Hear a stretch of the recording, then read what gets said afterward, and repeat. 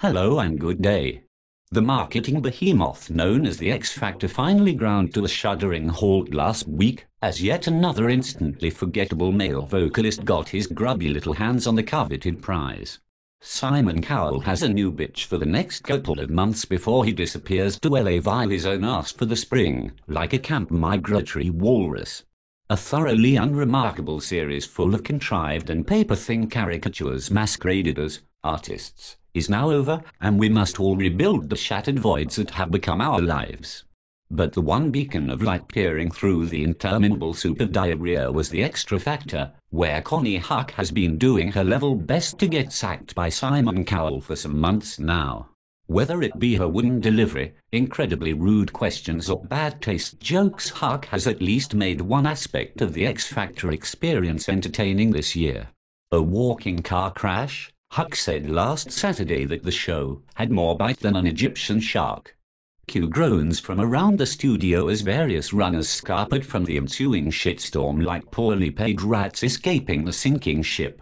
Now I guess the shark thing was unfortunate, and when I was in that sea I emerged unscathed, with the exception of a third-degree burn across my entire back. But if you have to die, which I understand that you do, then being mashed up by a giant fish with 1,000 teeth is as good way to die as any I can think of. Especially if you are elderly, it is infinitely better than dying in your own piss and shit, slowly slipping away as your brain turns into cheese and all your faculties go the same way as Lindsay Lohan's career. Much better to have your limbs ripped off and tossed into the air like people used to do with their mortarboards when they could afford university. Ha ha ha. As something of an aside, regarding the student protesters who keep smashing up London, I hope the police kick the shit out of all of you.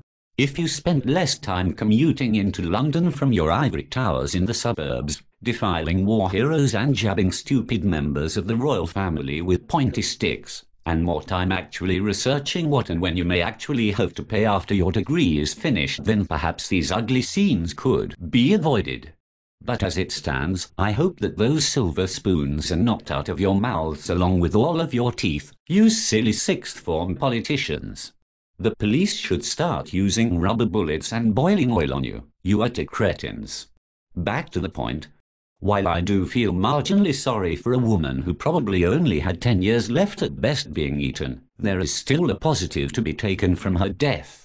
How refreshing is it to have someone going to a Middle Eastern country and not meeting their maker by being robbed, blown up, beheaded, kidnapped or flogged to death for the cardinal sin of consuming a moderate amount of alcohol, taking a photo or, worst of all, wearing sandals with socks. There's a message in there somewhere. A good old-school mauling, with none of this political or religious bollocks. Thanks for listening. This rant initially appeared on bitteryoungishman.blogspot.com.